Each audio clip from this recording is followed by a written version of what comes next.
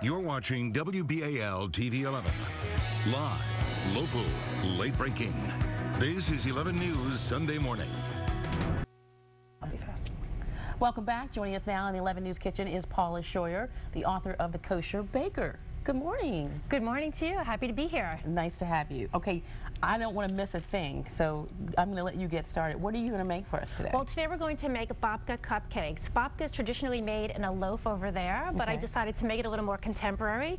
These are great single serving for the Jewish New Year, which is coming up in a few weeks. I know. So it's basically a yeast dough like a challah, but even easier. So you want to proof your yeast with sugar and warm water so it gets spongy like this, and then you're going to add some more sugar to it.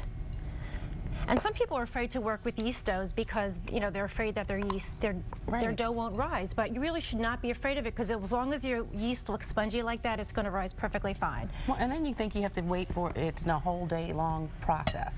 Well, sometimes that's helpful because you could make the dough and then go out and do something and come back later and put it back together. So this one, you just mix this up together. At home, I do this with a hook and a stand mixer, so it's really, really fast. But when it comes together, it looks just like this. And you can see it's a really spongy dough. See that? And what I'm going to do is divide the dough up into 4. I'm going to make these little rolls with it. How do you know when the dough is ready? Is it just time? Well, how much time you leave it? Yeah, I always say a minimum of 1.5 to 2 hours, but sometimes I even leave it 4 hours and it gets really thick and spongy. You know, if you have a warming drawer, or you can put an oven on a low heat, you can sometimes do it that way as well. So you're going to roll this out as thin as you can.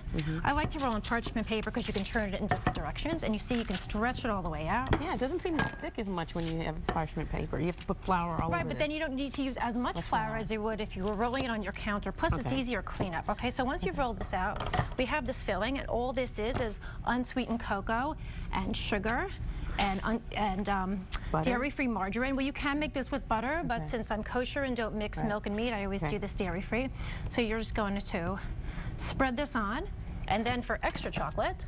That's a lot of chocolate. That looks delicious. There's no such thing as too much chocolate. And here's the thing, even though this is for the kosher meals, people who keep kosher, if you have any allergies and dietary concerns, the recipes in this book are also absolutely helpful. I wanted to have something for everyone, so my book has gluten-free, sugar-free, and vegan recipes as well. So you roll this up super easy, and then take a knife, and you want to cut this in 3/4 inch little rolls. You're making this look really easy. But you know what you can also do with these? We're going to put them in the muffin tin. If you bake them on a cookie sheet like this, you could then put sticks in them and make like little lollipops and stand them up, so you have individual little mini babkas.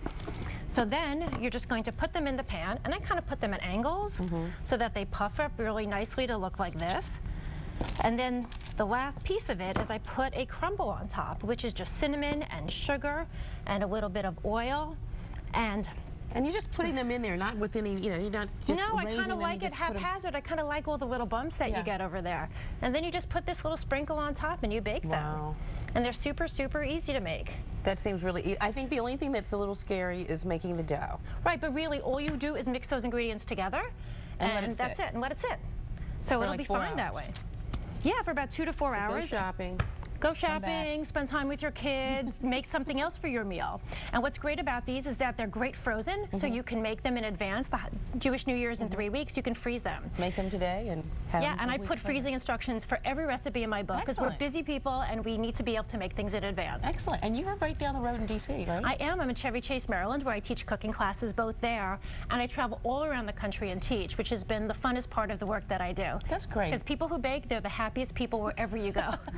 All right, Paula, thank you so much for coming Thank you so very much. And have a good New Year when it comes around for you. Thank you so much. Here's a babka for you. Thank you. And again, the name of the book is The Kosher Baker, over 160 dairy-free recipes from traditional to trendy by Paula Shoyer. Stay with us. There's much more news coming up on 11 News Sunday morning. Hi, I'm Pete Gilbert. Coming up in sports, the Orioles keep on keeping on.